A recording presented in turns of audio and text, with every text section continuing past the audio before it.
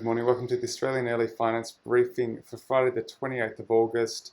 My name's Nick here in Melbourne, studying in the US now. We've had huge news from the US Fed. They've come out with their statement from the Jackson Hole Symposium. It was actually held online this year, but it's really shifted a lot of their wording in terms of what the Reserve is about and what the FOMC part of that is setting out to do.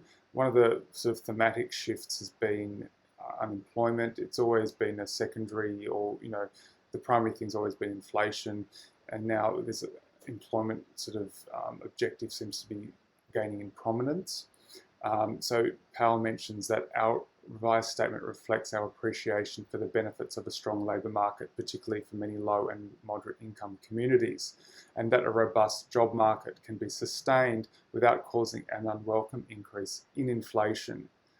Now, Jerome's always, or recently, cited the flattening of the Phillips curve, the relationship between inflation and employment, as in, normally inflation starts to lift as the employment market, is full.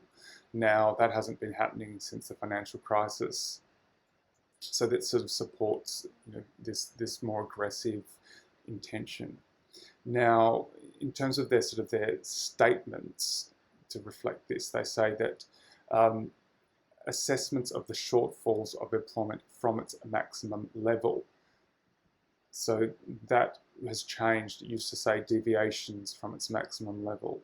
So yeah, shortfalls versus deviations. And then on terms of the inflation goal, that's sounding a little more aggressive as well. So they used to say seeks to achieve inflation that averages 2% over time. That's moved to following periods when inflation has been running persistently below 2%. Appropriate monetary policy will likely aim to achieve inflation moderately above 2% for some time. So in other words, they're really happy to leave inflation running a bit high. However, they didn't really say for how long. There's no mention, whether they're happy to have it run high for a year, 5 years, 10 years, nothing there. He also sort of cites his concern about, rates staying at their lower bound for too long. He says, monetary policy interest rates are more likely to be constrained by their effective lower bound than in the past.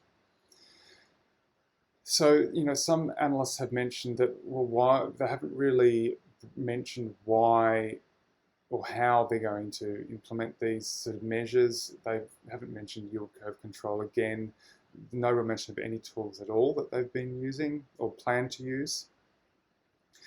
They also re-emphasize the importance of fiscal stimulus. So, government spending is, key at this point when we've got rates so low. Also, he mentions that this crisis isn't a financial crisis. It's more a classic recession. So in a financial crisis, you've got this broken financial system at the end of it with not much demand for credit and the system not terribly well functioning. This time it's not like that, and he cites in his Q&A session the rapid rebound that was observed when the reopening in the US started prior to the southern states getting the pickup in virus count. So he's sort of showing that there is this sort of pent-up demand, and it does seem like they're supplying credit, and that will be sort of snapped up by the market as things reopen, and there should be a fairly strong recovery. Now, what we've seen, on markets, I do mention, the US dollar's strengthened, gold's collapsed, or, down about 1.5%, is the steepening of the yield curve. So the yield on the 10-year, or the 10-year end of the yield curve has gone up, which sort of means that, in 10 years' time, they're expecting inflation to be higher.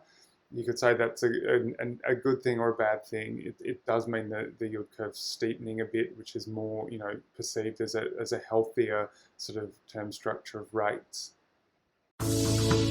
In other news this morning, we've got the Australian reporting that AMP has appointed another set of investment bankers, this time Goldman Sachs, to provide investment banking advice to the organisation. And it seems to be that this is to help them resist or, defend the business or parts of the business from a takeover bid hostile style.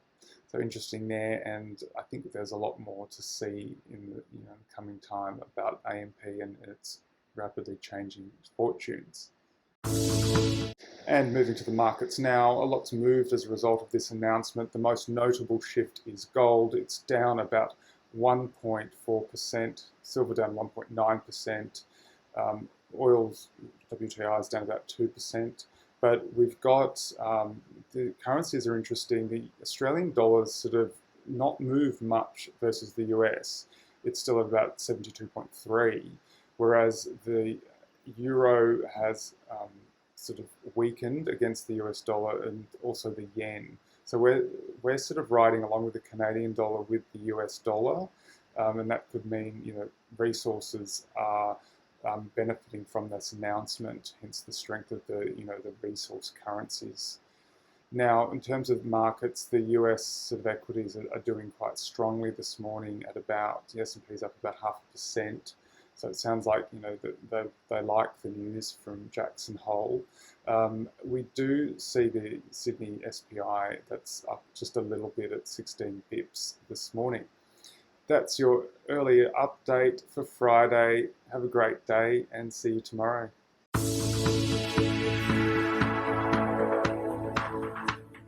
This podcast is for investment professionals only and should not be relied upon by private investors. The podcast is provided for informational purposes only and does not constitute financial advice. The values of investments can go up or down, so you may get back less than you initially invest.